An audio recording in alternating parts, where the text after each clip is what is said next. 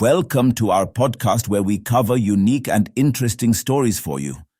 In this episode, we will discuss revealing that despite gender balance at medical conferences, women participate less.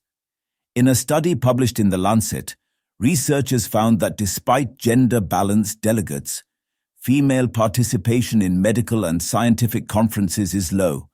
However, changes in conference design significantly improved female participation. Researchers completed this latest analysis based on the annual national conferences of the Society for Endocrinology. They found that conferences are vital to clinicians and academics' professional visibility. Despite women comprising roughly half of the medical students over the past few decades, they remain notably underrepresented in medical faculty positions. Lead author Dr. Victoria Salem, an endocrinologist and Imperial College London Senior Research Fellow, commented that the imbalance should have been addressed by now. According to her, there's a lot of inertia that can be attributed to role models. If we don't have more women speaking and acting as spokespersons and experts, we're not going to inspire the next generation. As part of their study, Salem and her colleagues examined questions and comments from multiple sessions held at the Society for Endocrinology's 2018 and 2017 conferences. Each year, about 1,000 delegates attend the conference, with roughly half of them women. Over the course of both conferences, men's questions lasted a combined 2 hours, 54 minutes, while women's questions lasted 56 minutes. Women asked fewer and shorter questions despite the even gender balance of conference delegates. Only about 1 out of 5 questions or comments came from women.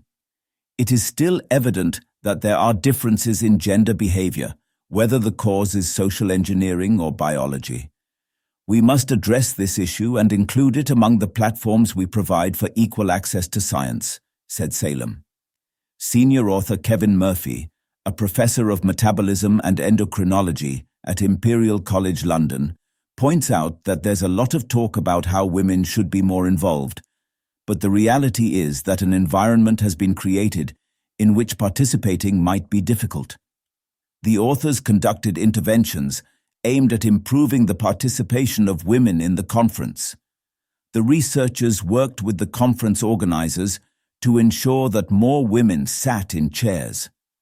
They found that the number of female chairs did indeed result in a higher number of questions from female audience members. According to the paper, if a woman had been the first to ask a question, chances of subsequent participation by a woman increased several times. Small changes can have a big impact. Murphy says they are making adjustments to make conferences more accessible the whole time, adding that if we think diversity and equality are good things, then changes should be made to make it easier for diversity and equality to happen. That's all from this podcast. Thanks for tuning in. If you enjoyed this episode, be sure to subscribe and share your thoughts in the comments. Stay connected for more exciting discussions and updates in our next podcast.